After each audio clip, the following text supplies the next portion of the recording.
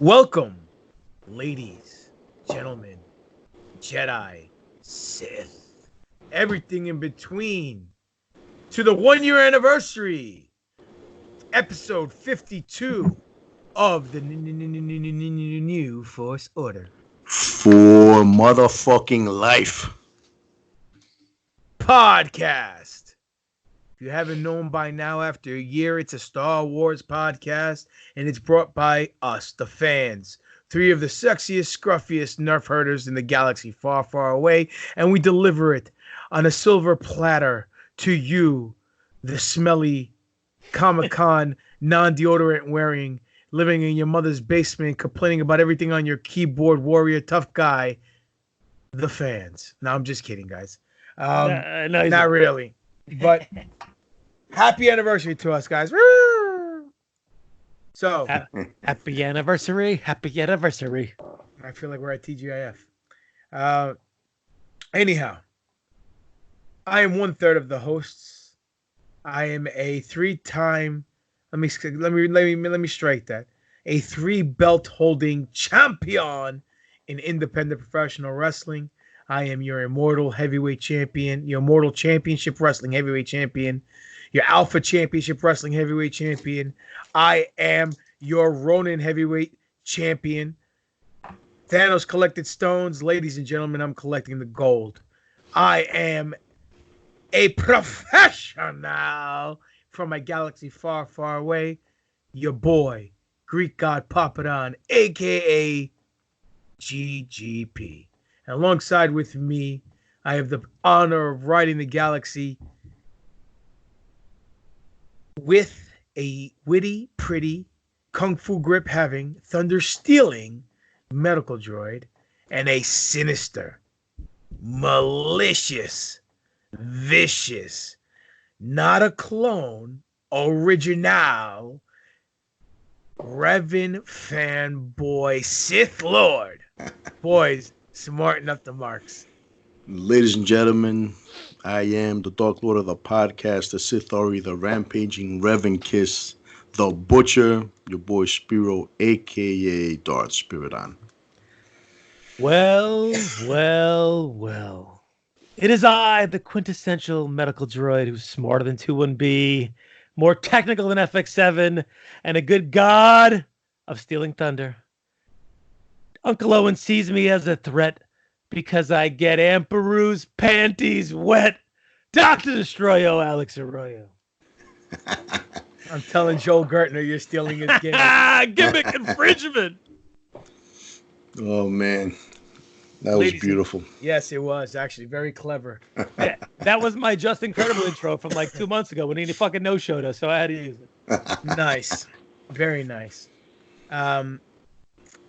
Ladies and gentlemen, it's been 52 weeks we've been doing this shenanigans that we call a podcast.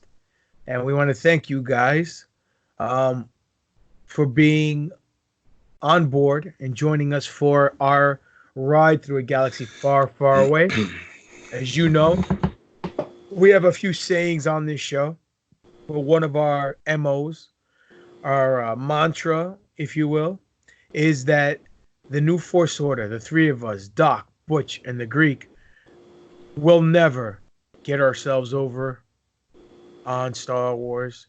We will get Star Wars more over with you. And with that being said, let's party like it's 1999, boys. Woo! Woo! Yeah, baby. So, a lot of news came out the last 7 days. We'll go through it really quick because it's just little facts and tidbits here and there. First thing on the itinerary is that there is very good speculation and rumors out there. I would say from the sources that I have and that I know, it's almost considered fact that Robert Rodriguez and James Mangold will be directing season 2 of The Mandalorian. That's fucking awesome. Who? Are you joking? No, I know. I don't know Mangold, but I know fucking Robert Rodriguez. Mangold did The Logan. Wolverine. Oh, I mean Logan, right? Logan. Oh, He also did Same shit. No, he did both. He did both of them. Did he? Yeah. well, one of them he may not want to say he did, but that's fine. Well, no. Listen. The Wolverine was a good movie till the third act. Then it got a little. Uh-huh. Crazy corny. But he also did 610 to Yuma, the remake. So that was pretty good with Christian Bale. I think he was in there, if I'm not mistaken. But that was a little bit better than the critics gave it credit for. I mean, you know what? Fuck the critics. I put them in the camel clutch. I make them humble.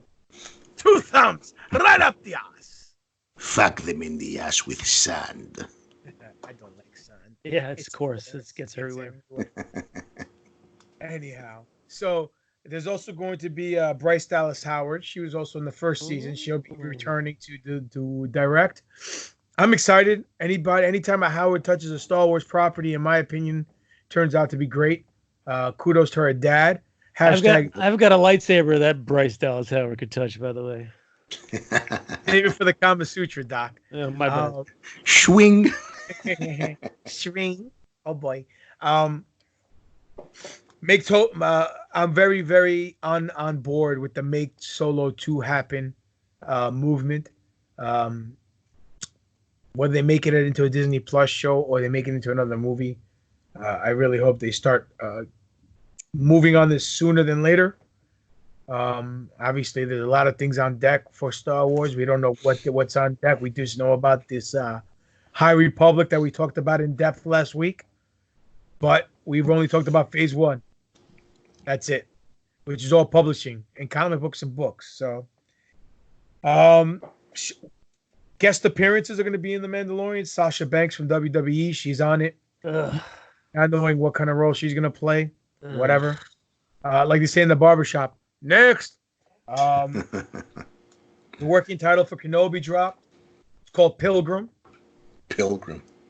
So people are now going on the internet going, that must be a code. It's a meaning. The pilgrim, it has to do with the show, what it's about. He's going to come and be like a pilgrim and stay at Tatooine and he's not going to do anything.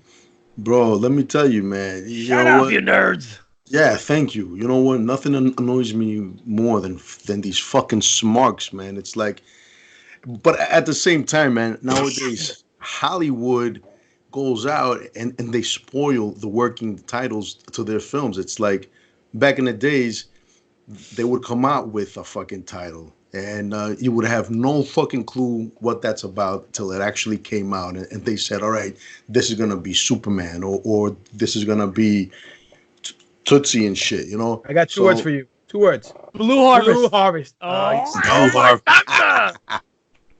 Yes, Blue fucking Harvest, man. But fuck the smarks, you know, man. Everybody wants to fucking sound clever. Everybody wants to fucking come out and act like they're in the know when they don't know shit. Yeah, I mean, look at the working title for, what was it, episode 9, I think, or 8? Well, I think it was 8, Black Diamond, right? That was one of the working titles. And everyone thought it had something to do with the ring that Snoke was wearing. And what did it do? Nothing.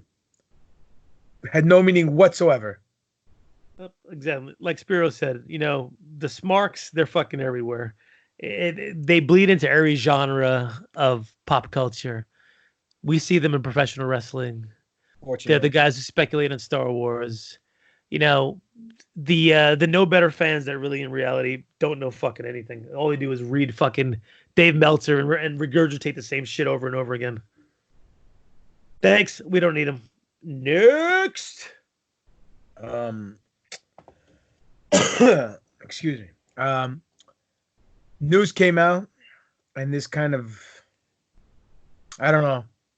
To me, it's not really important, but to half the internet world, it kind of set them ablaze. The other half, they didn't really care, or they were happy. Oh, you're gonna talk about the clone Palatine stuff? No. That was the main event. I was going to talk about how Star Wars confirms that Rey and Ben's kiss wasn't romantic. Oh, yeah. The smooching. So wasn't romantic. So I saw that, and I thought it was pretty interesting. They they come out and they just for no reason. Ladies and gentlemen, that's why Revan is not Ken. Yes, exactly. There. 100%. Motherfuckers. What did I miss, man? Sorry, guys. Well, me and Alex just kissed, but it wasn't romantic. Yeah. Oh, no way. It was totally platonic in a Greek way, just like the philosophy. He played with me. He played with me. No fingers? No, because last time I tried to do that, the gerbil bit it. So I'm not. It's bullshit. He's got olive oil over those fingers right now. Olive oil and fucking garlic and shit. Feta cheese. So why would they talk about the kiss? And how is it not romantic? But if it's not between you and I, that's my new go-to line now. If I'm sitting somewhere at a party and I get hammered and suddenly I got my tongue down some chick's throat and my wife FaceTimes me and she sees me kissing this chick, I'm going to turn and say, babe, this totally wasn't romantic. I was just imbuing her with my force. That's it, bro. Shaggy style, This seems like the Bill Clinton fucking explanation of the force. I did not have sexual relations with that woman. What about his other explanation? I smoked, but I didn't inhale. Yeah. Yeah. Okay, guys. Blowjobs don't count. I've only been on the plane 6 times. Meanwhile, the pilot's log says 27 times. Idiot. Anyhow, I don't get it. But yo, guys, the worst part about that shit is what is behind the scenes. Is they're saying, well, we don't know why that fucking kiss even happened because it wasn't even in the script. So what happened here? Did these two people decide to improv and go into business for themselves? Maybe they like each other and they wanted to do that. Or is it just, again, Disney being fucking cool, not knowing what the fuck they're doing with Star Wars, even though they're making a ton of money with it? I don't know. Well, to me, like I said, when you explained to me, and I'm like, it doesn't matter, and you were like, sorry for bringing good news, being all sensitive, like other people we know. Anyhow, what I meant when I told you and I explained to you, it doesn't. I don't care. I don't care if the kiss was romantic. They said, oh, no, he kissed her out of gratitude. I don't care if he kissed her out of gratitude, longitude, latitude. It doesn't matter to me. At the end of the day, servitude, whatever, hoovitude, the juice, baby. The juice is loose. It doesn't matter to me because let's face it, dude. Even if it was an improv scene like his father before him with the I know, it was a good scene. And I thought it made sense. Whether or not it was romantic or whether or not it wasn't, who cares? If I think it's romantic, in my head canon, it's romantic. If it was just a platonic kiss because they were happy they defeated everybody, so what? No big deal. Whatever, man. I mean, we've seen it happen during New Year's, complete strangers fucking tonguing the shit out of each other. But listen, man, the best part about this is that... What parties do you go to, I was about to say the same thing. Oh, shit. Okay. I plead the fifth. Nah, but look, man, the best thing about it is that all the Reylo fans are probably losing their shit. Meanwhile, definitely. Meanwhile, like we just said, man, the true story is what happened behind the scenes, But they're worried about these two fucking people, oh, it wasn't fucking romantic, Listen, man, somebody the other day threw up a fucking meme. It showed Leia choking out Jabba, saying Star Wars back then, kill your fucking captor, or abuser. And then it showed underneath Kylo and Rey, and it said Star Wars now, kiss your abuser. Oh God! You know what I'm saying? I know. It. It's fucking stupid, man. It makes no goddamn sense. Listen, but the fans are fucking so fucking sensitive these days, man. That's because it's the culture that we're growing in, the world we're growing up in. This whole everyone gets a participation trophy, PC. Oh, I'm offended. Oh, I want my 15 minutes on my soapbox. Look what I can do, Stewie freaking era.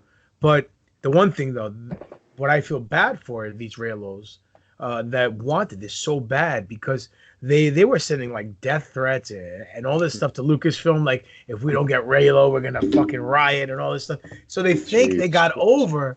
They think they got over with the kiss because they got to see what they wanted to see. And then, like a good heel, Disney pulls it away from him. I love it. They build him up and cut their legs from underneath, like the heel mouse that he is. Mickey said, "Oh boy, fuck you," you know. And speaking of over, I mean, let's face it. People who really think they're over 9 out of 10 times, they're usually under, and the majority of the people on the indies think they're over, and they're not. And it's funny because I was in the locker room the other day with a bunch of people who thought they were over. But that's a story for another time. Oh, yes, they thought they did. But speaking of over, we do a segment here on the show called Who's More Over? And what that is, if you haven't realized after a year, is that we use wrestling lingo because I am a professional wrestler. Keyword being professional. And Yo, do I count now? I mean, I got to actually partake sort of, and I actually stepped in the ring. Does that count? Yes. So nowadays, it fucking counts, right? Yes. Listen, if you suck one dick, you're a fucking cocksucker. So it's. Listen, it was New Year's Eve. Doesn't count. It wasn't romantic. $20 is $20. She had a Revan t-shirt. He had a Revan t-shirt on, so it was all good. So anyhow, that did it for me. Yeah. So the term over in wrestling means being popular. So when you're a good guy in wrestling, you're known as a baby face. So when you're over as a face or a baby face with the crowd and you're over with them, that means you're very popular with them. They're going to spend a lot of money to come see you whip the baddies behind. Now, the bad guy, the villain, is known as the heel. So when you're over with the crowd as a heel and you're over with them, that means you're popular with them and that they're going to pay an exuberant amount of Imperial credits to come see you get your butt kicked. So we do a segment here on the New Force Order where we compare two aspects of Star Wars, whether it's a person, place, or thing, doesn't matter. It can be a vegetable. It can be anything in particular. Blue milk, green milk, doesn't matter. But we put them on the platform and we hear you people out. And we want to see who's more over with you. But most importantly, we want to see who's more over with us. So this week's participants are... So this week's Who's More Over, we decided to kind of piggyback on last week's Who's More Over and do a VVVVV versus. So we did who had the better feud? And we looked at Obi Wan Kenobi versus Darth Maul versus Rey Skywalker / Palatine versus Kylo Ren. Spoiler alert there. Oh, my bad. Sorry. If you haven't seen the movie by now, fuck you. Exactly. I laced that one. My bad, boys. So we looked at the feud. Kenobi and Maul in their, everlasting decades-long feud versus Rey and Kylo, which lasted months. Yeah, a cup of coffee. Yeah, a cup of coffee in the big time. Nice. So what does the poll say, Doc?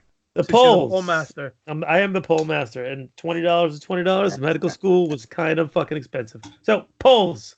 I don't think it's any surprise. A lot of people have no love for the new trilogy, and its shortcomings or longcomings. But Maul, Kenobi, over 75 to 25%.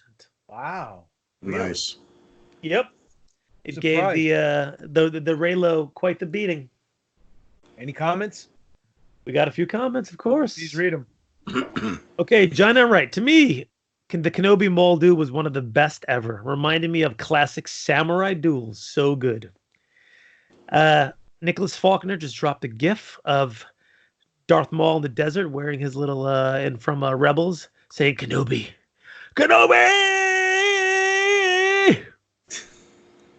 And then everyone's favorite Hello there. Sith Stress I think I'm going to coin that term. A Sithstress. Holly Garland. If this were Qui-Gon Jinn versus Maul fight, my answer might have been different. Okay, maybe not. Maul is a fucking beast with the double-bladed saber. First and foremost, it's a damn travesty that Maul comes off weak in his fight with Obi Wan. Hear me out. When Obi and Qui-Gon are both fighting Maul, Obi is consistently getting tossed off to the side. He can't keep up. Qui-Gon dies, and suddenly Obi's Wheaties he ate for breakfast kicks in. He fights a little better when he's angry. Saws Maul's saber in half. Maul comes off so weak in the second fight, and it just doesn't sit well with me at all. Rey and Kylo have two saber battles, one in TFA, the other in TRS. The first real fight between them comes off the heels of Han dying, so the dynamic of the movie has drastically changed by now. Han Solo can't save you now. Talk about ouch. Someone get a Band-Aid. Finn acts like a dipshit in the toy store, swinging around plastic lightsabers with his friends, knocking stuff off the shelves, pays for it quickly. Rey manages to call Luke's saber, and thanks to Starkiller Base imploding, she manages to jack up Kylo's face and leaves him there. How thoughtful. They don't fight each other in The Last Jedi, so their second and final saber battle isn't until the return of Skywalker at the Death Star ruins. Great backdrop. Much better fight. Leia tries to reach out to Ben, and in that distraction, Rey sabers Kylo. Filled with immediate guilt of what she did, she force-hears Kylo with a hand job and Ben and takes his silencer and leaves him there. I put the hand job part in there. Bitch move, not gonna lie. Editing. Yeah, clever. Not gonna lie. I said it every damn time I saw it. Someone has to hold Rey accountable. She didn't vote. I'm assuming she voted for the Maul Kenobi. First of all, she's wrong. About everything. Oh, man. You got balls telling a woman she's wrong about everything. Oh, boy. I'll tell her every day, twice on Sunday. Tell her to go make me a goddamn sandwich when she's done. Bacon, shit. egg, and cheese. That's right. Salt, pepper, ketchup, New York style. Anyway, first of all, Maul and Kenobi. The first time they fought with Qui-Gon Jinn, he was a Padawan. And Qui-Gon obviously lost. And Maul got cocky. And what happened is he used his arrogance to defeat him. Just like Luke Skywalker did with the Emperor in Return of the Jedi. Now, they fought a few times in the Clone Wars when he was on Mandalore. And those were cool battles. But the actual main event battle was in Rebels. A rematch. And that battle is one of the greatest battles of all time. Because of the way it's set up. It's so artistically, philosophically, hell, even grammatically satisfying, because even though it was quick, it was poetic and it made sense. Obi Wan spent years secluded on TaTOYine, mastering the Force, living with PTSD, and trying to live with the fact that he thought he killed his best friend, his brother. Right? And then when he finds out, obviously, he didn't kill him. He still has to live with the fact that he made him into a quadriplegic who was burnt like bad bacon. You know? So, that's a lot to deal with. There's no such thing as bad bacon. Okay? I know. So, then he has to watch out for this little boy, where he's being shunned from the uncle not to be around. So, he has to play Batman and watch him from the shadows and make sure everything's okay.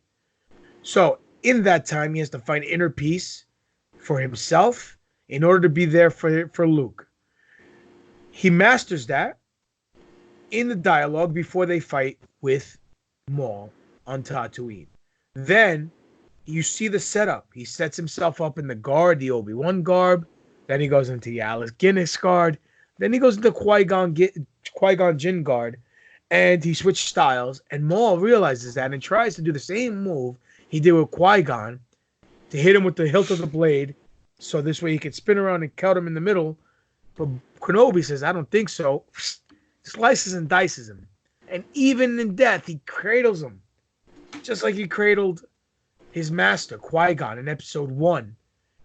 And even then, Maul realizes that this might be the chosen one that he's protecting, and that he will avenge us, which he's still dying with hatred in his heart. He hasn't evolved like Obi-Wan has.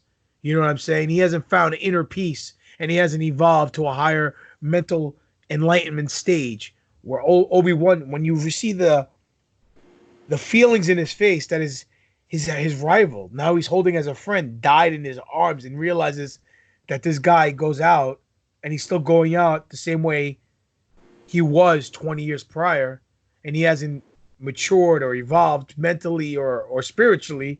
It's a shame. You see the regret in his face. Not that he killed him, that this guy hasn't grown. So to me, it's one of the most beautiful scenes in Star Wars history. So Yes, that's sir. just me. Sorry for my rant, but I had to put her in her place. Holly, you're wrong. Now go make me a gyro. Oh shit. Extra white sauce on the face, neck, chase, eyes. Yo, man, I totally agree with everything you said. I believe we've had this talk like the day after that episode aired. It's true, man. Listen, man, there was a time when Maul was making a comeback. Maul got better. He got stronger. He got smarter. But this motherfucker, man, it wasn't enough for him to kill the man's woman. It's like he wanted more revenge, man. And in the end, he regressed, bro. All the improvements that he made leading up, it just started to regress, man. And he went back to being that savage, Definitely. that he started out with. I mean, as. But my choice, guys, I gotta go with Obi Wan and Maul. Man, you know what? I think that's probably in all of Star Wars, animated series and film is the most, like you said, man, poetic. Um, a lot of history there. It's just a beautiful feud because of where it started. Everything these guys put each other through, mainly Maul put fucking Obi-Wan through a lot of shit, man. And then in the end, Obi-Wan standing victorious, cradling him as he lays dying with fucking pity and shit. It's just, yeah, man. It's if it didn't get a lot of people in the fields, man, I'd be shocked. But that's gonna be my choice, man. Kylo and Rey, man. Listen, man, that feud's got its merits, but like we said, man, it's not nearly enough history, not nearly enough substance. It's just it doesn't do it the way Maul and Kenobi does it, you know? Okay, well, two things before Doc jumps in. Do we have any more comments? That's it. That was it? Okay. The second thing Holly was wrong about, which the second aspect she was talking about, was the Kylo Rey scenario. Kylo, when he fought Rey in the first in episode 7, was shot by Chewie in the side. Yep. Now, if you realize the whole movie, Chewie was shooting stormtroopers, and these By guys the- were going, Right, by the bowcaster. yeah, Pew pew. and these guys were doing suicide dives. They were doing suicide dives across the screen, doing tope con hilos because they were getting blown to, from here to Kingdom Come. This guy took a full-on shot and used the Force in his anger to keep himself standing and about. So he had to deal with that from not bleeding out and still fight this girl. But this girl, Rey, when he entered her mind because of this whole dyad, it awakened the Force in her, and she was able to access his knowledge and his power of the Force because of that. So it was like almost like he was fighting a raw version of himself. Plus, she had it in her DNA because she's a Palpatine. Yep. So that adds a lot of layers to the first fight. The second fight, Kylo kicked the crap out of her on the Death Star, and I was all happy he did. But just like in wrestling, you want to go over, but we got to keep our opponents looking strong. We need a distraction, and Leia did the running and distracted him, and she gutted him, like they did in Blood In Blood Out. But like she said, she felt bad and brought him back to life. But she didn't bring back Kylo. She metaphorically she killed Kylo. She brought back Ben. Because after she brought him back to life and she bounced after the one night stand, who shows up? Good old Pops. And he throws away the saber. Hey, kid. Dude, I saw that scene today. I almost started crying at work again. It's fucking brutal, man. Oh, It's so there's not gonna be time when I watch that I'm not gonna get a little choked up. oh, absolutely. It's just a spot. Hey kid. Oh, Jesus Christ, man. So Break out the Kleenex, man. Jesus. Yeah, exactly. Goosh. I'm sorry. I mean, wait, that's the wrong Kleenex. not goosh. So that's that. Doc, what were you gonna say now? I really have nothing to say. You guys said it all. I mean, it's a clean sweep this week. Wait, how do you? I didn't say anything. I didn't give you my opinion yet. You Jesus fucking 20 minutes. Give me your opinion as usual. Shit, man. No, I said why she was wrong. I didn't say that was my pick. This is why my mother shits on you guys. You never give me any time to talk. Now I see it, bro. So what's your pick, Papa Dog? No, you go first. Ladies first. No. We want to make Mama Arroyo proud. So come on. Gyros before fucking burritos. It's gonna be a clean sweep. It's gonna be Maul Kenobi, like you said. You guys really, laid it all out there. It's one of the most poetic and long-standing battles between two equally matched competitors until the point that Ben found, mastered the Force, and you could see that he was preparing for this moment the whole time that he was in Tatooine, because he finished it fast, he finished it clean by confusing Maul, if you will, and then getting over on him. So the whole build up to that, the whole early feud, and the end of it makes it much better than the year-long relationship that Reylo had, which was okay. It has moments, and if you kind of dive deeper into it, it's better. But there's just more meat in the bone with the Kenobi Maul. Absolutely. Right. Well, we have an email regarding the Who's Moreover from a new emailer. Tim Gilby. Oh shit. Steal that thunder, baby. All right, so hey NFO guys, this week I'm picking Maul Nobi. He put Kenobi and Maul together. I like it. Like what was it? Affleck and Lopez. Bennifer, right? Okay. Oh yeah. So Maul Nobi over Reylo. There's no comparison, in my opinion. Two masters of the lightsaber versus two bedwetting. Wow. Versus a bedwetting bitch and his wet dream. Jesus Christ. Wow. Nice. Congratulations on 52 weeks, guys. I don't have a specific moment to share. To me, it's been how you guys, over the time, just started gelling better and better. The show's smooth, the show's creative, and the show is super entertaining. Thank you for the last year of enjoyment. Fuck it. My favorite part of the show is my favorite shirt I wear with pride. NFO for life. For life. Well, ladies and gentlemen, on top of our Who's Moreover, we did ask you guys to send in your favorite NFL moments. We'll let you guys know what ours are at the end. But first, we'll go through our emails. Now, our first email comes from 9 Thunder, which is email. I guess that's his email. Long time listener, first time emailer. God damn it, kid! It took you a year to send an email. What were you trying to do? Carrier pigeon or come on? Goddamn greenhorn. Back in my day, we had him hanging out the rafters. We didn't go out there to do the flippity dippities. We told a story and we worked on the fly. Ding. Well, easy, Harley. God rest his soul. Class act he was. Yes, sir. Long time listener, first time emailer. Just wanted to say thanks, guys, for a great, entertaining podcast. My favorite moment thus far was episode 7 when Doc joined the crew. Oh, 9 Thunder, Doc, you're 9 Thunder. Now we know. The Black Scorpion has been unmasked. Yeah, right. What an addition to you guys. He is smart, handsome, thunder stealing, and has made every show 1,000 times better. He's the man. Keep it up, boys. Here's to another 20 years. Sincerely, your friend, MD469. Medical Doctor 469. You're such a mark. You're such a mark, dude. Oh, man.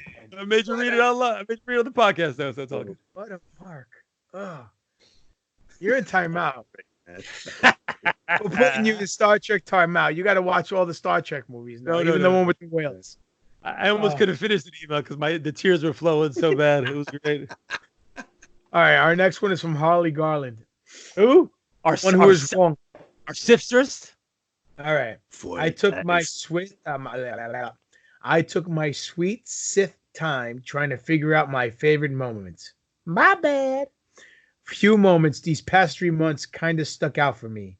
One of them being the 2-hour episode you guys did right after The Rise of Skywalker came out. Every time I saw it, I noticed something different. 9 for episode 9. Suckers. Okay. Alex talking about his Galaxy Edge trip was another favorite. Planning a solo trip down there myself, either this year or next. Down where? Down here. Oh, hold on. I can either confirm or deny that I may have acquired a Sith holocron because of that episode. Hashtag Sith Nightlight. Lastly, Spiros. I actually saw that thing on Instagram. What, the Sith holocron? Yep. It looks dope. She posted a couple of shots on it, and the talking of it. So, nice. Sent them to me. It looks pretty dope. And she was able to order it from Disney, the park, and get it to her house. Really? Oh, really? Yep. Interesting. Lastly, Spiro saying Darth Vader's X-wing. It's almost unforgiving, you know.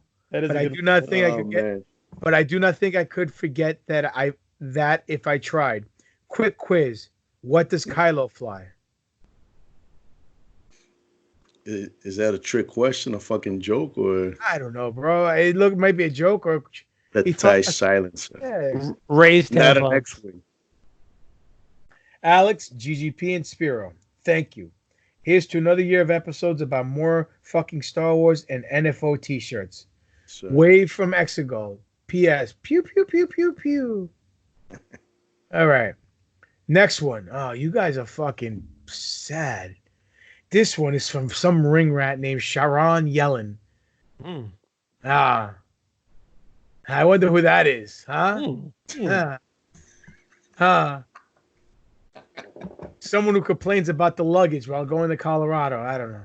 Oh, Arizona, sorry. I love the NFO podcast. Now, here's the kicker. She writes it in all caps, except for the F in NFO. So it's... Wait a minute. Wait a minute. The bizarro NFO. Is that clever editing, or does she really listen to the podcast? All right, Spiro, I got a question for you, and it's not clever editing. No. Guess which episode's her favorite episode? God. Let me guess. The one where episode 7. Oh, as a devoted listener, the best moment was episode 7. Oh, what a coinkydink. Damn, man. I swear. Alex talks about toys. At. Him joining the show made you blast off into the stratosphere. He's funny and handsome and has an enormous lightsaber in his pants. Trust me, I know firsthand. He needs his own show. Thanks, guys. Dr. Sharon Yellen Arroyo. P.S. Papa, you're a curtain jerker. Wow. P.S. Spiro. Reverend will never be. Whoa! See, she listens to the show. NFO for life. Dude, I feel like Kylo now getting gutted. Jesus. Listen, I'm not going to say anything because she's your wife, so we'll leave it at that. But you guys deserve each other because you guys are a bunch of fucking marks. Anyhow. Better than being a curtain jerker. Listen, I ain't no curtain jerker. That's for damn sure.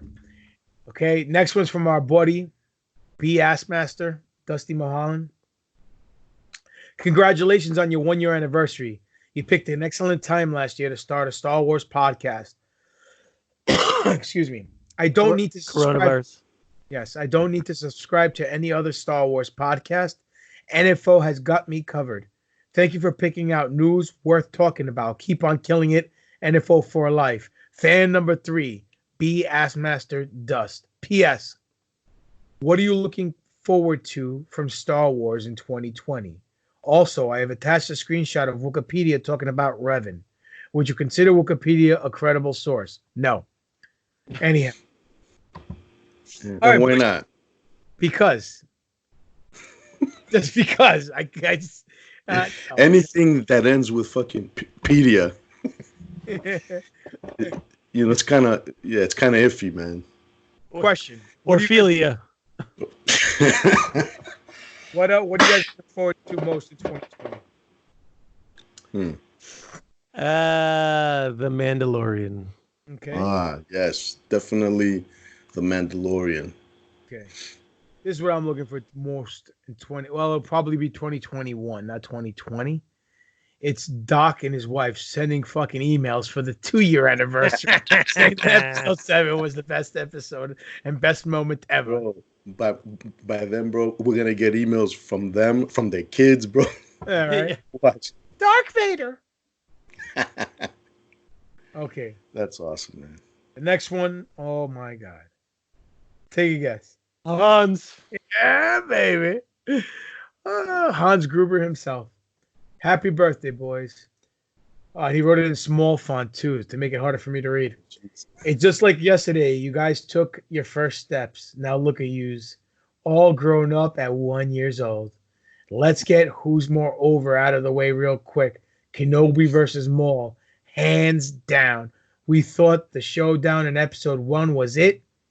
One and done, like 16 seed March Madness tourney. Oh no. The notorious GL told Filoni we are bringing back Maul. And we get Kenobi vs. Maul Part 2 in the Clone Wars. Not just once either. Wait, there is more. We get Kenobi vs. Maul to Trito Meros Part 3 in Rebels to the death. I never checked, but word on the street is the move Maul hits Kenobi with in Rebels is the same one he hit Qui-Gon with in Episode 1 to kill him. If so, hella dope. Listen, buddy, how can you call yourself a Star Wars fan and not watch Rebels? Hans, your stock just dropped. Oh, by the way, Doc, you watch Rebels yet? No. Your stock dropped too. Hans, you're all right with me, buddy. Don't worry. 52 great weeks of Star Wars content. I want to hit my personal top 5 favorite new Force Order spots. At number 5, Doc doing the drunk run-in from a Christmas party. That was great. That was great shit right there, bro. I forgot about that. Coming in a clean spot, number 4 is GGP Sheiky Baby promo and Doc's subsequent Sheik sounding like Watto. Thank you, sir. Thank you, Hans. Thank you, baby Jesus. Number 3. In fact, you went with Doc instead of that dirty Sheik guy. Best decision ever. Oh, number 3 is the fact you went with Doc instead of that dirt Sheik guy. Best decision ever. What dirt Sheik guy? The guy you were originally supposed to do the podcast with from episode Johnson? 1. Listen, Mike Johnson Hans is a good dude. He's my buddy, and he's not a dirt sheet guy. He's a wrestling journalist. So don't talk bad about him, or else you'll get banned. But he can't get on a fucking podcast. What are you talking about? He couldn't because of contractual obligations. With whom? With what? With the PW Insiders. But regardless, he said he wouldn't come on. He was because he does the PW Insider podcast. I don't know what his contract entails, dude. Stop it. Yo, be happy he didn't come on. Move aside, buddy. The fucking real fucking show is Stop. Mike Johnson, I'll show you my Johnson. Stop. Listen, man. Out of respect, serious. I'm just joking, Mike Johnson. Don't worry. Out of respect to PWI, I'm not gonna say anything. But if it was somebody that was over there from, the actual real dirt sheet crew, then I'd be fucking healing it up. All right, let's go back to the email. Number 1. I always wondered how Papa Don got on the 500 every year. I hate to bring it to you guys. Boy. PW Insider is not Pro Wrestling Oh, my Illustrated. bad. Sorry. Raw. See, you can't even get your fucking lies straight. You're like CNN. This Fake just news. became somebody's favorite moment for the next 52 weeks. All right, number one, drum roll, please. Spiro's many venomous rants, specifically the one on the SJW broad that works at EA and was whining about Fallen Order game having a white male as the lead. If you look at this, bitch pic, she obviously had a white male as a parent. What a maroon. Congrats on 1 year and look forward to the second one. Pop, you in LA on 328 for AWS? Yes, I am there, sunshine. So I better see your stupid, ugly ass at AWS. Let me know. I'll make the 8-hour drive to come and give you back your shine box, bro. It's been collecting dust. Listen here, sunshine. I don't want your shine box. You could take the 8-hour drive, which would be a change from the 8-hour ride that you usually take in LA, in Northern Hollywood, while you're wearing your wife beater to make your $20. You think you're getting over, but you're just going to get buried there, Hans. So know your role, shut your mouth, and know where you stand, because if you keep talking smack, when I see you on the 28th, you'll catch the backhand, and I'll put you in your... I'll make you hold my pocket during the show. How about that? You got and that's the bottom line. You got a pocket on them trunks? Listen, I'll treat you like I did Blake Troop. Yeah. So know your fucking role. I was going to say, he has to fight Blake Troop to hold that pocket. Last thing, you have to call out Ben tomorrow night. He was talking about Sasha being in Mandalorian and said she looks like a Klingon. Ya Allah, I am Patriot. Well, he is not wrong. Listen, those were some of the emails that we got from our listeners. But I'm going to be very frank and very direct and stern and honest with all you scruffy nerfers out there. You people suck. We've been doing this for 52 weeks and we only got about 10 emails. Let me tell you guys something. You guys always compliment on the shows. You guys all say, hey, we want to support you guys. You're the best show ever. No one goes on the website and buying the coffee mugs or the shirts or the mankinis or the freaking flamethrowers. Or exactly.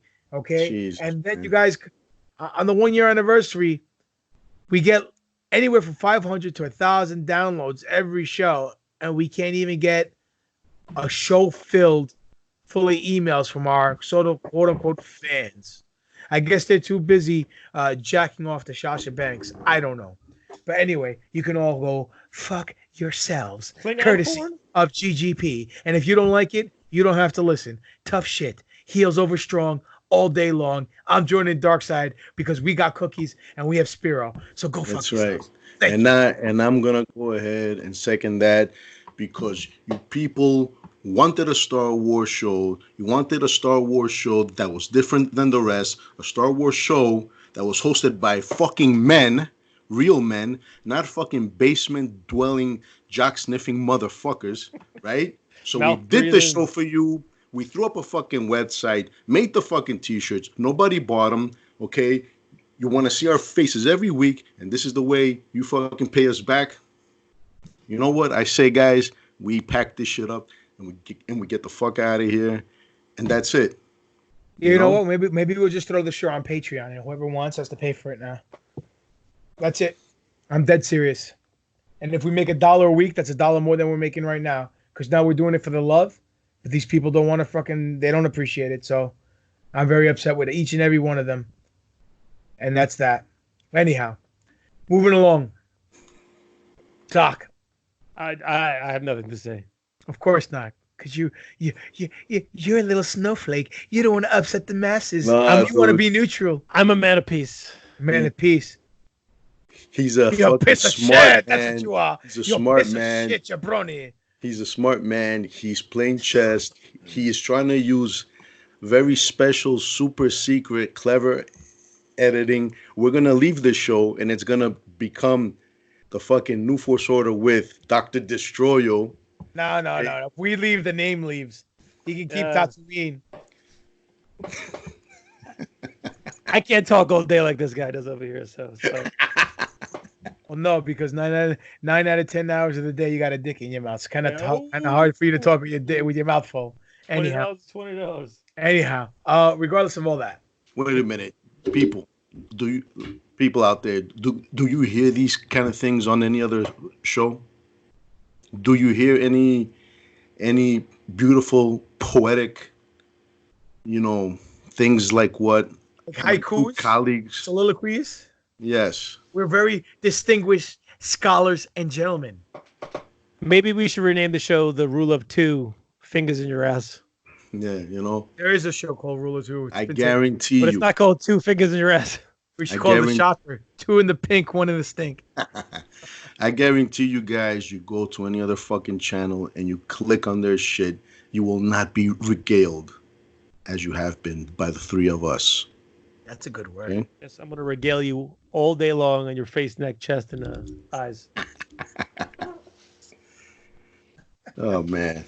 The show went off the rails. Okay, so Went off the regales. clever editing.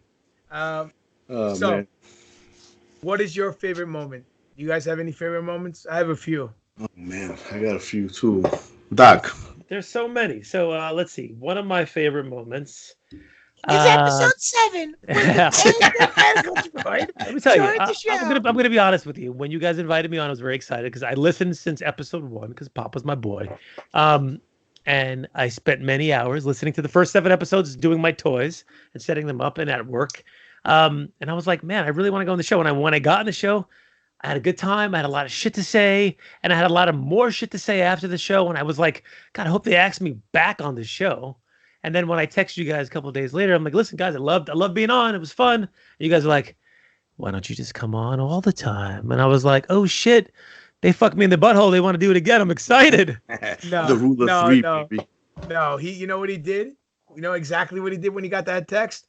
Goose. It was definitely the goose. So for me, that was my high point of the show. There was many other moments in the show that I thought were hilarious and great. One of them being the birth of clever editing. That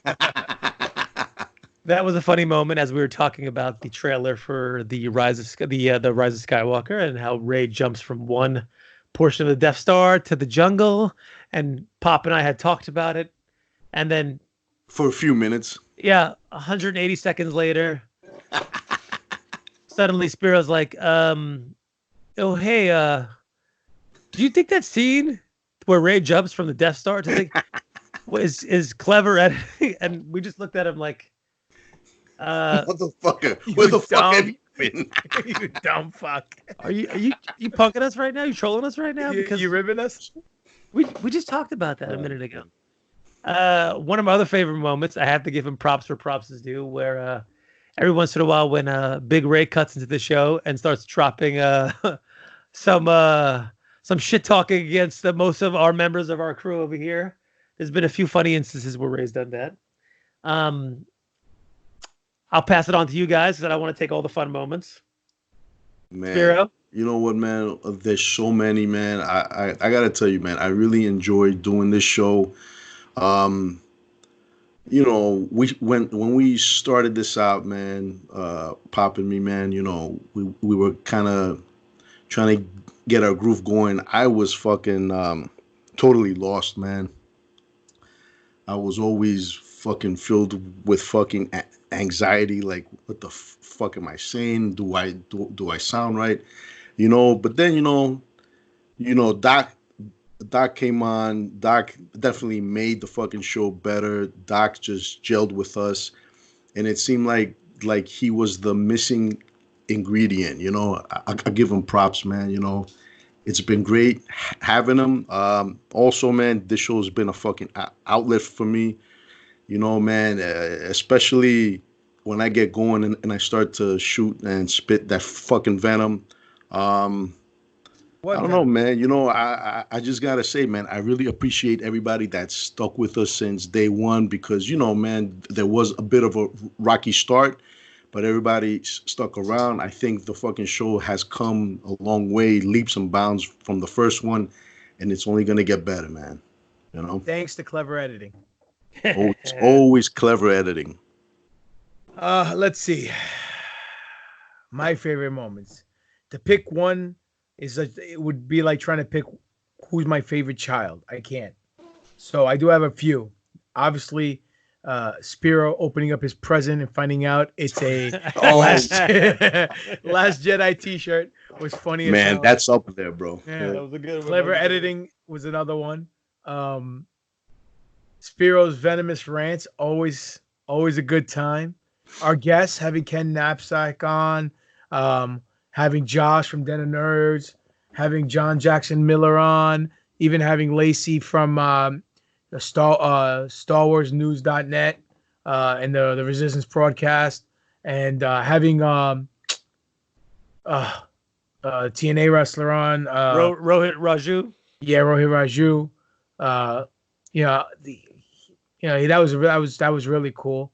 So I think he was my favorite guest out of everybody. If we were to make this a 4-man team, I would definitely pick a 4-man. Absolutely, man. I think that would be a unanimous vote there. Absolutely. I do like our outing at Comic-Con. That was fun. Shooting the commercials were definitely fun. The promo you cut on the Hulk Hogan that was walking to Comic-Con. Oh man, that was classic. And then bumping into him and him not knowing what the hell was going on. That was hilarious. Hogan, he looked next time I break your leg. Huh? He looked kind of scared there. That poor guy. Well, he wasn't sure. He was like, "Oh fuck, am I about to get into a fight? Are they just playing with me? The fuck?" And Doc going to his black friend. "Oh, you guys are the NWO? Who are you, Virgil?" Dude, that guy was so fucking mad at me. That was hilarious. How many black guys were there? NWO? There was one. It was fucking Virgil. It's Stevie Ray, but that was later. Oh, yeah, okay, fine, you're right. Fine. You look more like a Virgil to me, though. Yeah, of course. Us going to go see episode 9 together was great. Having Bin Hamin on the first episode of Mandalorian was fun. Because we were all excited. We were all like little kids on Christmas, dude. I think that was one of our best shows ever. We had so much energy in that show. Granted, it wasn't almost midnight when we were recording, so I guess maybe that contributed to it, but we were all pumped. I don't know, man. Every week, this is an outlet for me. On top of doing the Conspiracy Horseman, this has become very therapeutic. Do I wish we were getting paid for this? Yes. Are we ever going to get money for this? Probably not. We're too rude. We're too crude. We're too out of the box, not paid by the numbers type of podcast. So whatever. But we're not going to change who we are. We're not going to sell out unless the money's right. But yeah. But amen, brother. I'm happy. 52 weeks strong, and hopefully we'll go for another 520 weeks. It'll be great.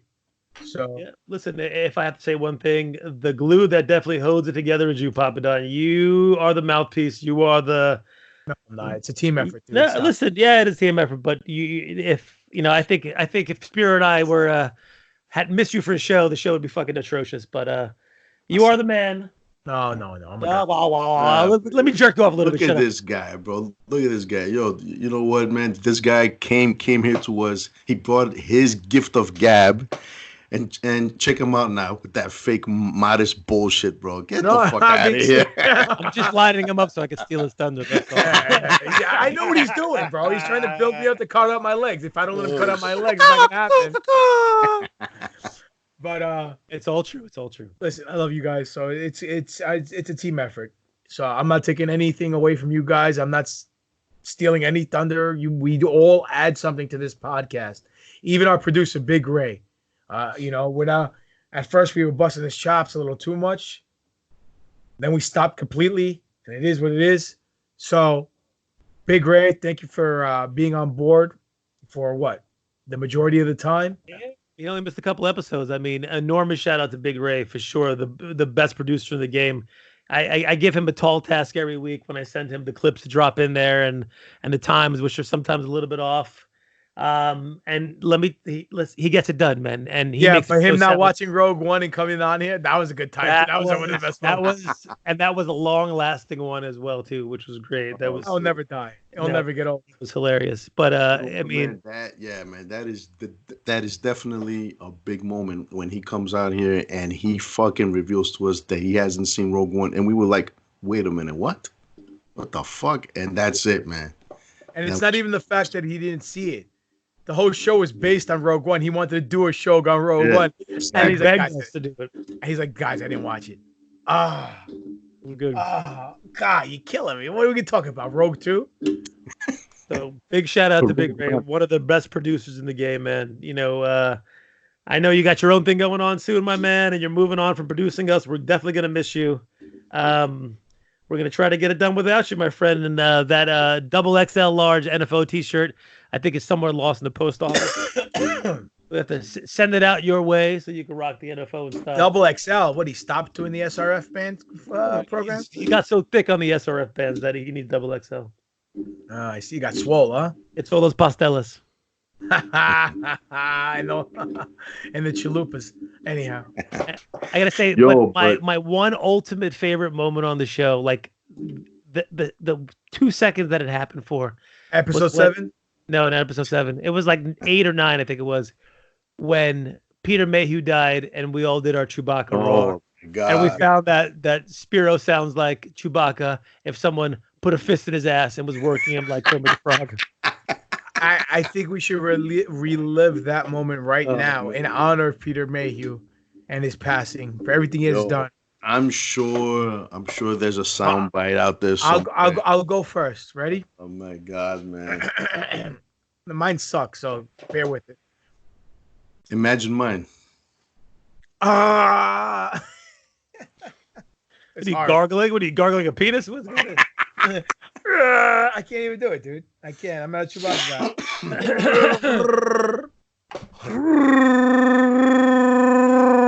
Yeah, it's not bad. All right. What I won't do for you guys and for the listeners. Ready? Sorry. Yeah, right. Yeah, Chewbacca smoking an L. What are you doing? I can't do it without fucking laughing, man. Chewbacca.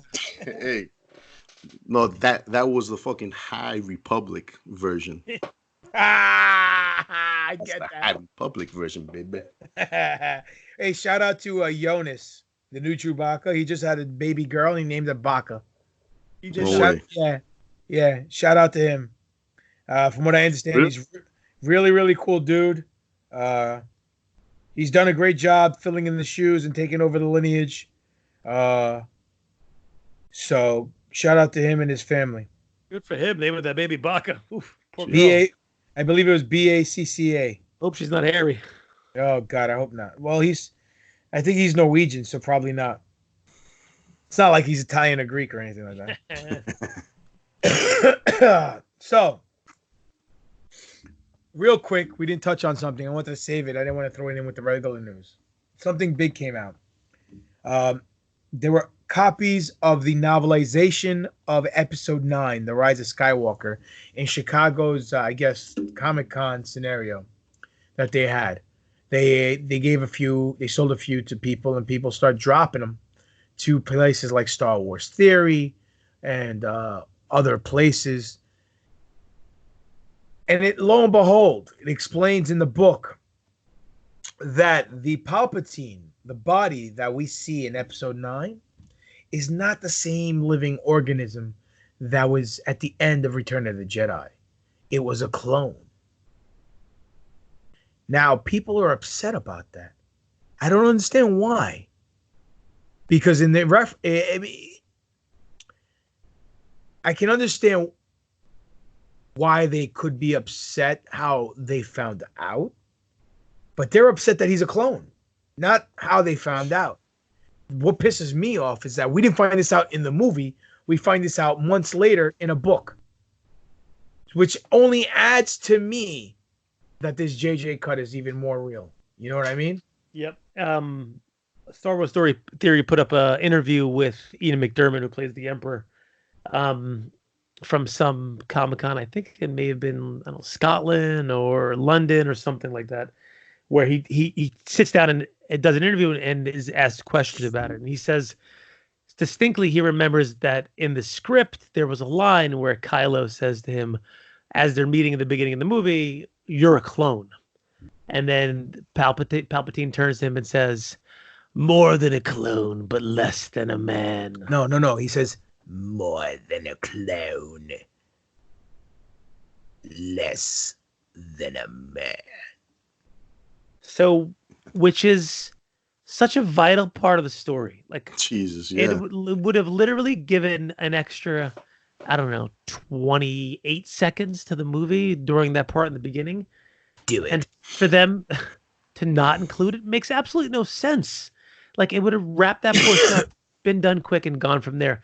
And they also talked about the fact that how, in the novelization, he talks about him seeing a spark in Vader before Luke fully brought it out of him, and knowing that the shit was going to hit the fan with Vader. So he had a contingency plan where his body did die when he got put down the shaft, but before he landed into the core that exploded, he transferred his consciousness into one of these clone bodies that were in the facility in Exegol or wherever it was. So it gives you the exact backstory that people complained about that was missing, wraps it up in a nice little neat bow, but they decided not to actually include it into the story.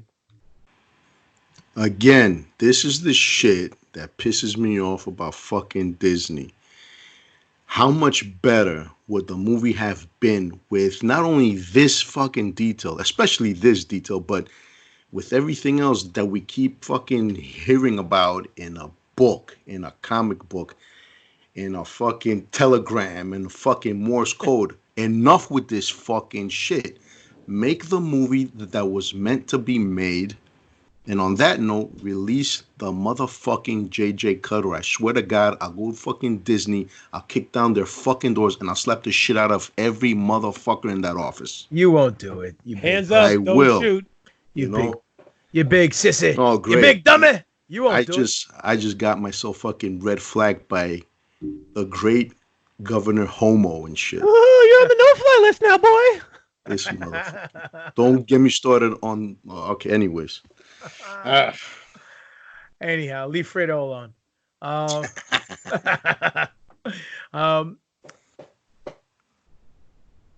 This whole premise is just absurd. You think it's absurd? Really? Yes. Wow. Because the fact that you would leave it out of the movie thinking that it will make the movie better is preposterous. It makes me wonder what kind of shit they're smoking up there in Lucasfilm and in Disney. It's good stuff. Because if they did shoot that scene from the script where he goes, "More than a clone, less than a man," it's 10 fucking seconds, not even 5 seconds. You could add 5 seconds to the film. That could add a whole layer to everything. You know what I mean? Like, and the fact that people, so Theory says something, and I sent him a tweet. I guess he's a fucking big shot. He didn't respond, but he said, well, he got transferred into a clone body. So what? He's been deteriorating for 30 years? So I said to myself, I don't think that's the last body, the first body he got. The last body he was in was the first body that he got into. I think Snoke was Palpatine the whole fucking time. And I think Snoke was a clone body of, let's say, somebody from Exegol who was a Sith follower, Sith loyalist, whatever they're called. Yep. And they used him as to try to sustain the Force. And that's why he looked all decrepit. But then when Snoke got killed, he transferred himself yet again to this unfinished body, and that's why he looked all decrepit and had to live on life support. You know what I mean? Yep. Yeah, man. Well, I think that would make perfect sense. Yeah, like Doc said, if the motherfucker knew that shit was gonna hit the fan with Vader, it makes sense that he would also know that shit was gonna hit the fan with fucking Kylo, and knew that he was about to get fucking fish motherfucking filleted and shit, right? Yeah, and I think the ring that Snoke wore from Vader's castle with the black onyx and the Darity, whatever they're called, the Darities, Dwardy. They with them on it. I think that could add premise to how he was able to sustain the essence in that body. You know what I mean? With some Sith black magic because of the darkness of that ring. You know, the dark side power that the ring encompassed. That's that Sith fucking sorcery. Listen, man, throughout legends, throughout canon, it's been done, and it makes sense, man. You know. I have a question.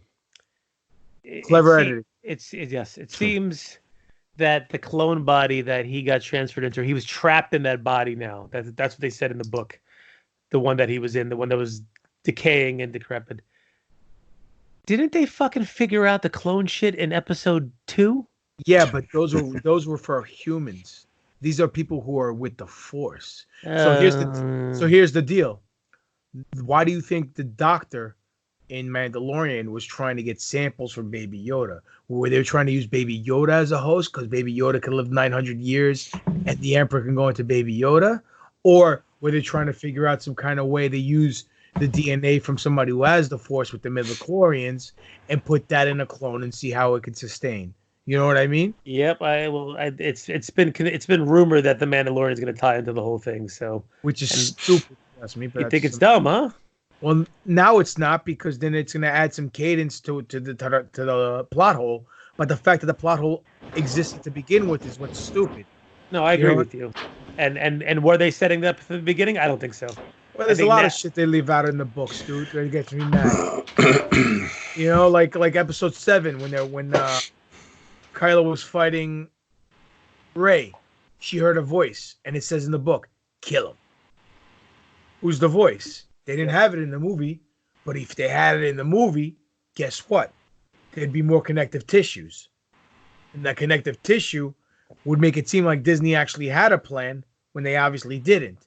But then in episode 8, when Luke was being when he disappears and goes one with the Force, he heard a voice that says, "Luke, just let go." They didn't show that in the movie. Now, how badass would it have been if it was Yoda or Obi Wan? But more importantly, what if it was Anakin's voice saying, "Let go, Luke"? It should have been him. Yeah. You know? Mm-hmm. Now, this whole thing about Force Ghosts at the end, if they omitted that and there is footage that they can use, whew, that would be totally a real pisser, if you ask me. Some dude did a 16-bit graphic of the finish of episode 9, and it was great, you know? And I'm going to try to get this guy on the show. But the one part where she goes, be with me, he actually showed the Force Ghosts of everybody show up. It wasn't just the voice. So I don't understand if you can do that in a 16-bit game, how difficult can it be to freaking do that on a freaking live screen? Even if you can't get the people there, all you have to do is use old footage and show them pop up. And then when she hears the voice, you show her face. But you know they're standing right next to her because they just showed up. You know what I mean? Like there's so many it's not clever editing ways they can do it. So that's the fucking problem. They didn't even use clever fucking editing, man. You know? Yep.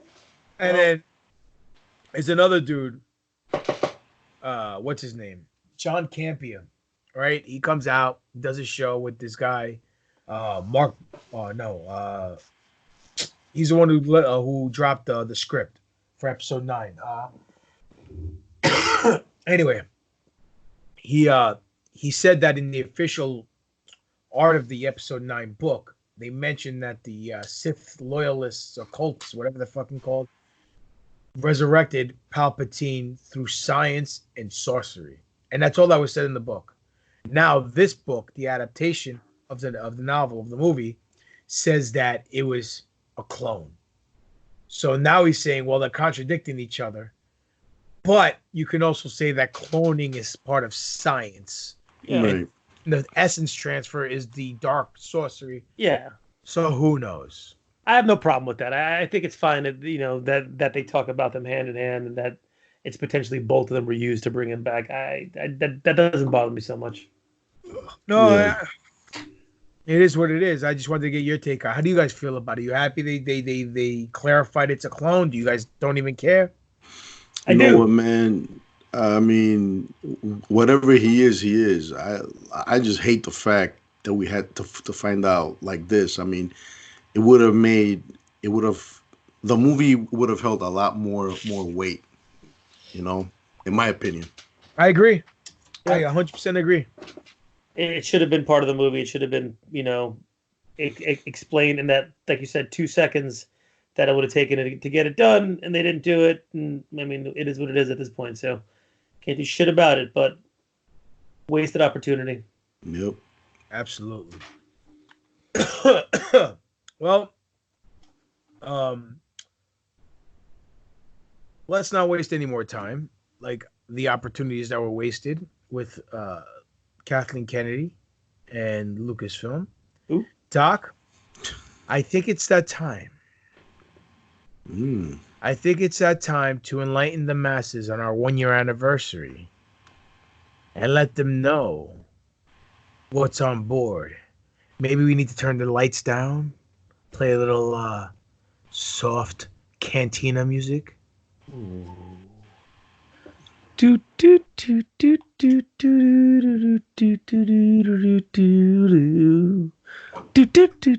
do do.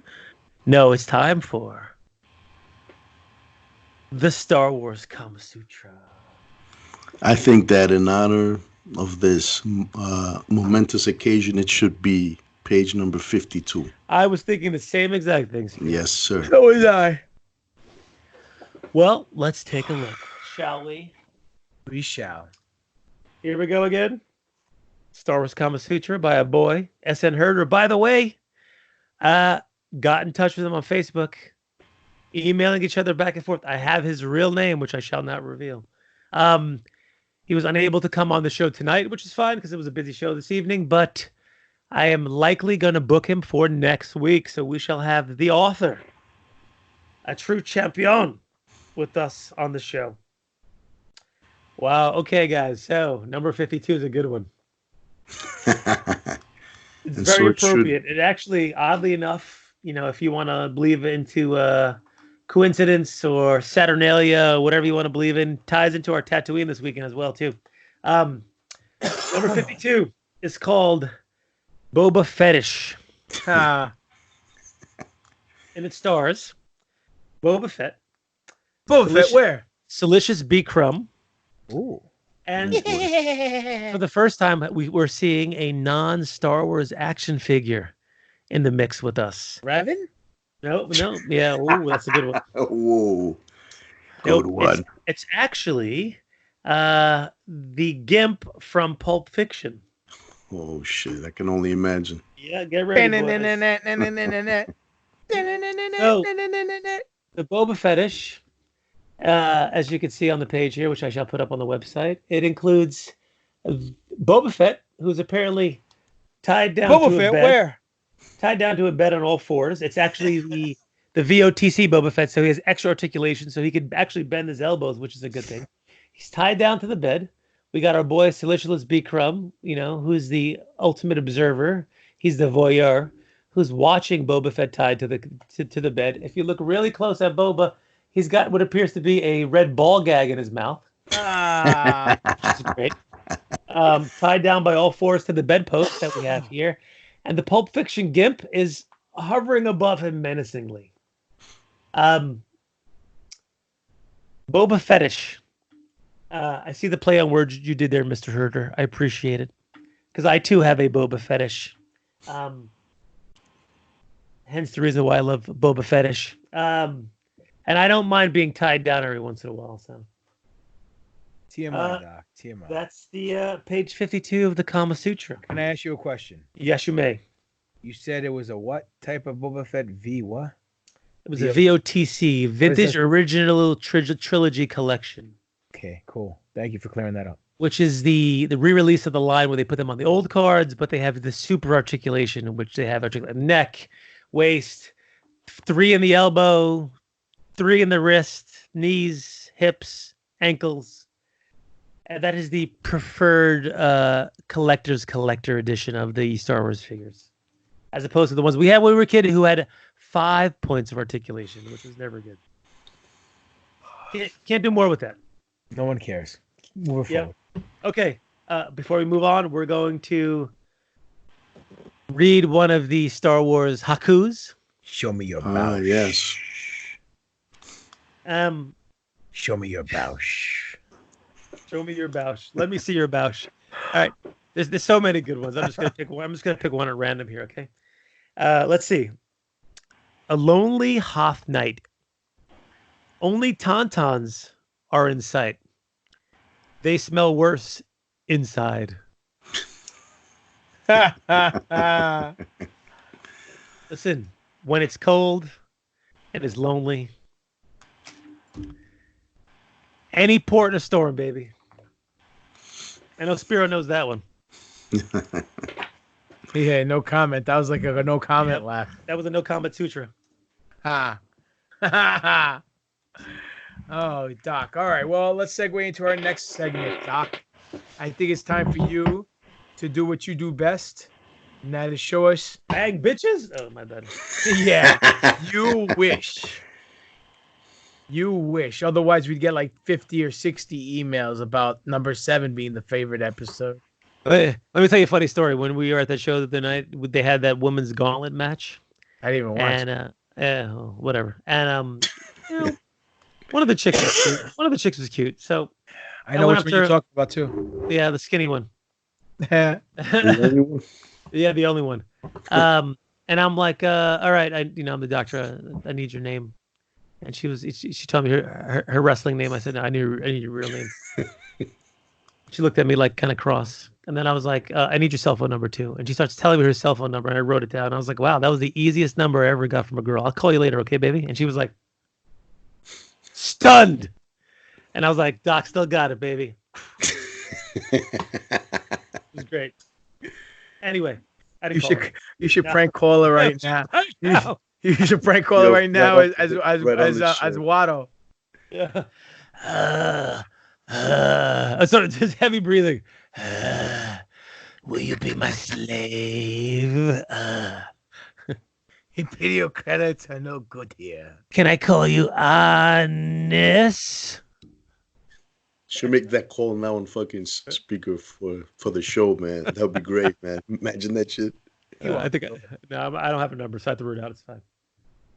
Must resist temptation. So it's time, boys. Yeah. For after spending $7,000 at Sideshow Collectibles, must resist temptation. I don't have another $9,000 a month to pay my new ex-wife. Anyway, it's time for TaTOYine. TaTOYine. TaTOYine. All right, I kind of struggled today to decide what I was going to do on TaTOYine this week, because I've got a few things I want to talk about, but I don't know. It's our 52nd episode. I thought it was exciting. Let's chat. Let's talk. Doc. Yes. It's our 52nd episode. You should do something exciting for TaTOYine. Just saying. Okay. So I'm going to do something that I picked up the other day. Is it exciting? Exciting. I think it's exciting. It is from The Mandalorian. It is the new Stormtrooper. I mean, new Stormtrooper. It's the new release of the Stormtrooper. Oh. It's probably the old body that they use, but this is called the Remnant Stormtrooper. Remember they were calling them the remnants of the Empire when they were there. So from Tatooine, the Mandalorian, it's got, which is great. I think it's awesome. On the top it says The Mandalorian, which is one of the first pieces of merchandise. It's actually the first one on the 3 3/4 cards to have the Mandalorian logo on it. This came out in a set with Cara Dune, who's 3 3/4, the Mandalorian himself, and also one of the clone troopers. Do you have them? Do not. While we were at the show that day, I walked over to Target to see what they had. This is one of the things they had. I picked up a few things. This is one of the things they had. And the Mandalorian and Cara Dune and the clone trooper were sold out. Luckily enough, I think I have the 3 of them on order from Hammer's Repulse, so they should be coming shortly. Did you check to see if someone was hiding them? I did not lift anything up that day. I was trying to get back to the show. Is that Cara Dune figure life size? Unfortunately, not. Asking for a friend, For a friend, yes. So I have the 6-inch version, which would true. There nicely... always are a master and a friend. The 6-inch version would nicely fit inside of an anus, and maybe the 3 3/4 if you really lube it up and push it hard, maybe your urethra. But this is the Remnant Stormtrooper, which is the the heavies that our boy. The one that has all the scarf marks on him. Yeah, if you look at him, he's all dirty and nasty. Nice. Very typical of what happens when you keep that white armor on the desert planet. It's all kind of mildewy and gross and nasty. I'm assuming this is the original Stormtrooper release that we had a few years ago, just repainted, which is fine. Oh, I'm looking at the back of it now. It seems like they didn't put a lot of effort into doing the back because it looks more white than the front does. But whatever, you're displaying them from front, you're not going to see much of the back. It's fine. I liked it. I thought it was cool. $12.99, a little bit pricey for 3 3/4, but you got to do what you got to do. The card was pretty good. It was kind of hiding on the side. I picked them up. I said, all right. Just one? One. That's all they had was one. So they had a touch. They had none of the other ones. Listen, it's hard out there, man. I've been hunting a few things recently, not Star Wars related, and then I got beat by a few seconds for one of them. I was kind of pissed off. Not Star Wars related. Then it don't matter. The Marvel Legends stuff. So, next on TaTOYine, to dovetail with our Boba fetish. Not the $80,000 figure. Oh no, we'll talk about that one briefly. The $8,000 figure that's going to auction for the rocket firing Boba Fett that's encased in plastic. That's one of the prototypes from the original line that was never released because some kid choked on one of the missiles and they had to glue the missiles inside the backpack. So fucking kid. Going up for auction, I think it's March 4th, maybe. I think it was. This is why we can't have nice things. Yes. We'll report on next week how much it went for. I'm curious. Are you going to bid? I was tempted to just to throw a bid in there because I knew I wasn't going to win. If I lowballed whatever it was, someone's going to outbid me. Just to say that I bid $65,000 on the Boba Fett, but knowing my luck, that's what it would sell for, and I'd be on the hook for $65,000. I would pop so huge. I would not if you got caught with your fucking pants down for $65,000 for a fucking Boba Fett. I want to see what Sharon would do to you. Would she still be saying episode 7 is her favorite? Would she still be making me the curtain jerker of the show? I don't think so. Listen, explaining that one. Between you and I, okay. If I would have actually bid the 67 that it is right now, because there's pre-bidding that's happening right now, and if I would have won for that, let's just say I've got enough money in my bank account to fucking cover that right now, and I would have, and then flipped the fucking thing immediately without telling anybody that I bid on it, and it took a fucking hit on it. It's totally fine by me. But I was afraid that was going to happen, so I decided not to do it. Anyway, moving on. Hey, Spiro, you smell that? What is that? I don't know. It's a nice smell, but do you smell it? It's a very familiar smell. Oh yeah, I smell it. You smell it? What's it smell like? Spiro, what it smell like? It smells like, I gotta admit, I sometimes smell it on my. Yeah, it smells like putty. Yeah, son. You big fat Sarlacc pit roast beef curtain. Hot Reuben sandwich looking pussy. You guys will not fucking bully me into bidding on that Boba Fett, okay? I'm not gonna do it. We dare you. Listen. You double dog dare me? I triple dog dare you. Oh no! I'm gonna have your brother write an email with your mother saying you should bid on it. Otherwise, it's not canon like Revan. Oh man, you gotta bring that right back. Oh man! Like the Christmas story, you cannot triple dog dare me. Thank you. It goes back to Revan. You know what, dude? Do it. We should have went with Mike Johnson. He would have been on the figure.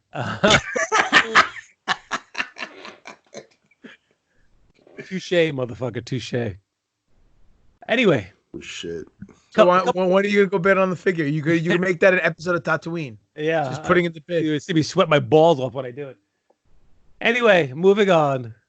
The other day I'm at Target and I'm in the clearance aisle and I'm trolling it, looking through stuff. Excuse me. Yes. Vagisil, aisle 7, Vagisil, aisle 7.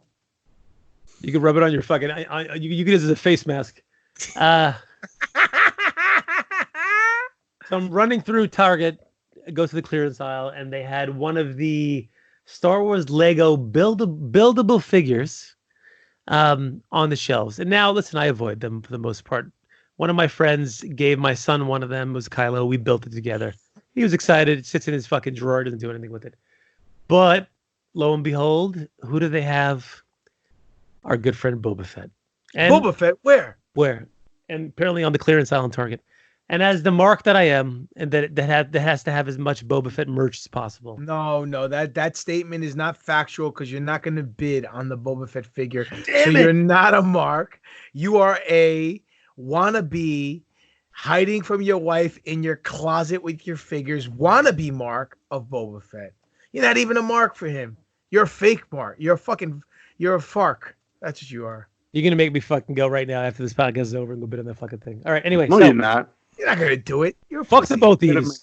Look, guys, I thought that the clearance aisle in whatever store was saved, reserved for the likes of a Rose Tico, a fucking Jyn Erso, yes. But a Boba Fett. And oddly enough, there was a fucking Jyn Erso in there, which I passed upon, and also a Han Solo from the Solo story. Yeah, but you know what? That Jyn Erso that you passed upon had bigger balls than you do because she would bid on the fucking Boba Fett figure. She also gave her life because she rebels. She also gave her life for the rebellion. Anyway, so tucked behind all that bullshit was a Boba Fett figure, and I was like, this is at the wrong spot. This is not clearance.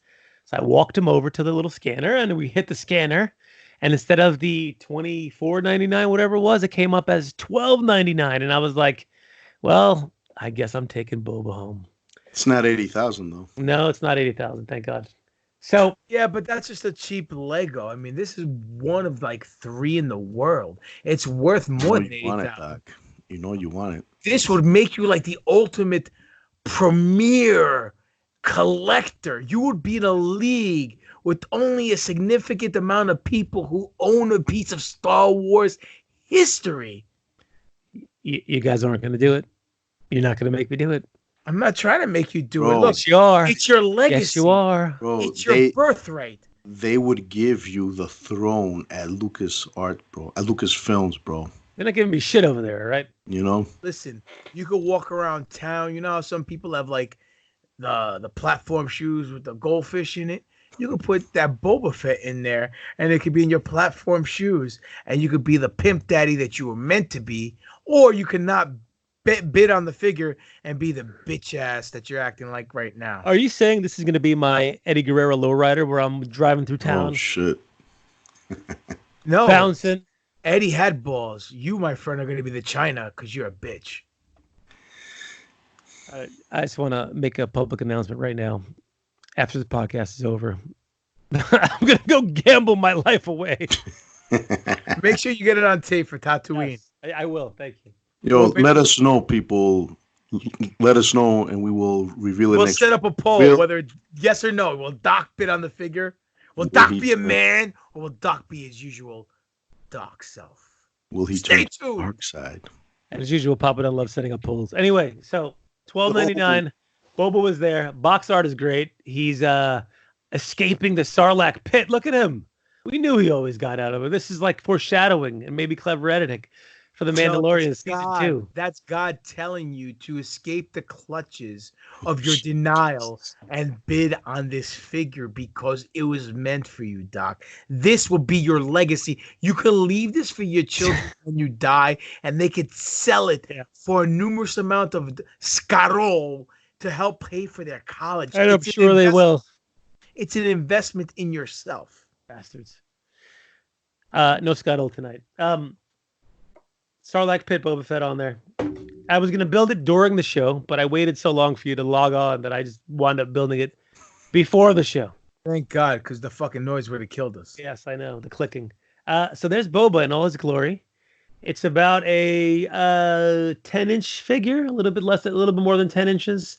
Has the usual endoskeleton they all have, the backbone that goes to the legs, to the arms, and then everything else that gets put on top is what makes the figure unique. So it's got a really great helmet that's actually very well done. with the little rangefinder on it there. You can build it with the Legos in the corner. He's got a blaster that actually fires the missile from the front of it, has a scope on it. You know what else? The missile also gets fired? On the Boba Fett that you want me to bid on. Yes, I know. Yes, I know. That means you can have two of them. It could be a complete set. I know. I could sword fight. He's got the Mandalorian crest on the side of his shoulder pauldron, like he does everywhere. He's got the cape. Don't you have that tattoo on your arm? I do. Right there, it goes right there. Look out! Right there. Look at that. And oddly enough, this evening I found out that... What a poser. What a freaking poser. He won't bid on the figure, but gets a tattoo of it on his arm. This evening, I also found out that one of our other friends, Papadon, also has the same tattoo on his leg. Who? One Casanova Valentine, who's really? Yes. I saw it on one of his Instagram posts, and I called him out on it, and this is the way each other the whole time. Boba also comes with his backpack. He had to build a backpack, so there goes his Return of the Jedi backpack that he comes with. Shoot? It does. Oh, there you go. You're stealing my thunder, motherfucker. So if you push up on the bottom over here, I don't know. It needs a blue chew. It really doesn't shoot out that far, but the missile does fly out, despite the fact that it may choke some toddlers. I also want to choke some toddlers on a regular basis because I live with two of them. You know, man, that's some bullshit that they had to stop making that one figure because some kid fucking choked at it. I shot my sister one time with a BB gun, and by dumb luck, the BB went right up her fucking nostril. They kept making these fucking things. That was the best shot you ever shot in your life. Yeah, man, pretty much. Holy shit, it's good. I've taken a few BBs out. Boba's got his helmet dent, as we know. You know, maybe Cad Bane gave that to him. We don't know. The arm is pretty, the typical Boba Fett stuff. He's got the little, the hair braids in the side that, depending on who you listen to, it's either Padawan versus Wookiee hair braids. He's got a shin armor, like the gun I said before. He's got a little flamethrower on the side over there that they included for us. Like I said, I don't do these, but since it's Boba, I had to pull the trigger. Why, you a big fan of Boba? I'm a big fan. Big enough to bid on an probably now $75,000 action figure. Do it. Speaking of Boba action figure, the vintage one that they're re-releasing went for pre-order on Walmart, and it's the only one I was unable to procure because these fucking jerk-offs jumped on it and bought it before I did. So. Do it. Waiting for it to come back on stock. If you notice it does, please send me a direct message. Thanks. I can sense your hate. Feel your anger. It makes you stronger. That's TaTOYine. Do it, boys. Bid on the figure and fulfill your destiny. This guy wants to get me divorced. Again. Oh no, man! Don't do that, Jesus! Don't do it. Listen, you fucking idiot. You go on there, you bid $75,001.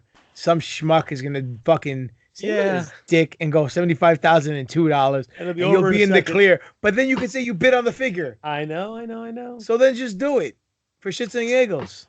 For shits and giggles. For content, for the show. Dude. Take one for the team for once, you selfish prick.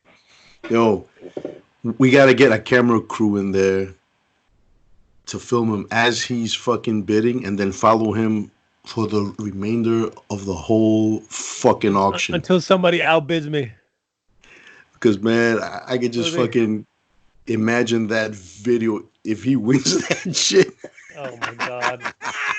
I would laugh to trust to bid 75,000 and by accident hit 750,000. Oh yeah, perfect. I shit my fucking pants. Oh God, you're such a wimp. Anyhow, I think Rose Teak goes more over than you right now, my friend. Oh. Fine by me. Damn. And despite the fact that I hate her, I'll get under her. It doesn't matter. Yeah, but she got the coronavirus. That's all good. You probably got it too, that coffee. Listen, I don't have the coronavirus. We were in Elmhurst. I have the Elmhurst virus. Yeah. That's not a virus you want in that locker room over there. Oh hell no, that's a shit sure. Anyway, Doc, thanks for enlightening us with your Of course. with your bargain bin collection. A real champion, a real professional would have scarce, hard to find toys. You have bullshit. Fucking bullshit you have. You have Boba Fett. Boba Fett for $12.99. I give you $12.99, you fucking cheap Jew motherfucker. You need to go bet. You need to go. Joe Pesci's doing the fucking Iron Sheik now. You need to give Shiki his medicine. you need to. I can't even do it, dude. Oh my god. I'm losing it. I'm sorry. Oh shit. He does when he goes off at Eric Sims. He calls Eric him Sims. You cheap Jew. That guy is like the fucking epitome of everything wrong in wrestling. That guy. Hey, you know how we said last week from Hans' joke, canoe tips? Yeah. What's the difference between? Oh well, I gotta think of something. Hold on. Pause. Keep going, guys. Take over for a minute while I think. Yeah. I I see the smoke coming out of his fucking head over there. Forget it. It's not gonna make any sense now. Anyhow, That's a joke for another time, people. there we go. There we go. Well, 52 weeks, boys. It's been a fun ride. Agreed, man. I was kind of waiting for this for a little bit. You know, I can't believe it's been that long, that many shows. Sitting here talking about fucking Star Wars, man. Like you guys said before, it's been a cathartic and stress relieving thing for me. People are like, "Oh my god, why would you? How much shit you got to do? Why would you do podcast?" I was like, "Because I have fun." I talked to two of my friends about the greatest property in the world. We laugh, we joke, we bust each other's balls, and we have a good time doing it. And if people listen to it and it brings them enjoyment, that's even better. Absolutely, man. It's been a hell of a ride. I can't wait for the next 52. Would have been nice, man, to have some noisemakers and some fucking confetti and shit. Some blue We did milk. have noisemakers. We could put all that stuff in post production. And Clever editing. We'll have Ray fucking put it in. And he'll put all the noisemakers in. We'll find the sound Give bite. him all the time cues. Fuck you. Oh, man. Oh, we love you, Ray. Don't be so goddamn sensitive. But anyhow. All right, let us know where you can find you guys at. You can find me at Dr. No, they can find you bidding on the figure. Oh no. DESTRROYO at the gram of Insta. Facebook, Alex Arroyo. Twitter, Alex Arroyo MD. And you can find me on Instagram, Spiro_A. Also, Darth_Spiridon. And ladies and gentlemen, if you could show some love and support for the blah, blah, blah, Jesus Christ, the photography company, Z Apollo Photography, also on Instagram. You can also find me on Twitter, Handsome Reaper, and on Facebook, Handsome Reaper Productions. Excuse me, I'm bidding on a figure right now. You can find me losing a bid to Doc. You find me at Greek God Papadon on Twitter, Instagram, Greek God Papadon, Demetrius Papadon on Facebook. The YouTube page where you can see my matches and promos is Greek God Papadon. Go to Pro Wrestling Tees / Greek God Papadon for all your Papadon t-shirt needs. Tomorrow I will be at 7:15 on Twitch, twitch.tv/Conspiracy Horseman. It's going to be myself, Bin Hamin, Big Sal Graziano, and Stevie Richards, 4 pro wrestlers that love to talk self-enlightenment, free thought, questioning the narrative, and conspiracy theories. So that's that. Saturday, you can catch me at Queens, New York in Elmhurst, back in the same building I was in last week for New Evolution Wrestling, where I will be fighting Andrew Anderson, the reinforcer, and in his corner, Taskmaster Kevin Sullivan. So it should be fun. More importantly, you can find the three of us at NFO_podcast on Twitter, New Force Order on Instagram, official New Force Order on Facebook, the website where we have all our shows, past, present, future, segments, extra content, our merchandise where you can go buy. It's www.newforceorder. Sorry, I fucked that up. www.newforceorder.com. That's newforceorder.com. Once again, newforceorder.com. Now, you guys can send us emails regarding anything involving the show. You love us. You hate us. A segment. Topics you want to talk about. Ball bust Doc some more about him bidding for Boba Fett. Doesn't matter. The email is newforceorder@yahoo.com. Ladies and gentlemen, thank you for your time. Thank you for your ears. We still love you, even though I hate you. But it's been a fun 52 weeks. And without you guys, there is no us. And we're just happy that we're able to bring you all the love and news and opinions and facts for a galaxy far, far away. It's been another historic, episodic, anniversary edition of the New Force Order. For life. And that's just 52 weeks of being too motherfucking sweet. Henceforth, Dr. Destroyer Alex Arroyo will bid on the figure. Do it. Do it. Do it.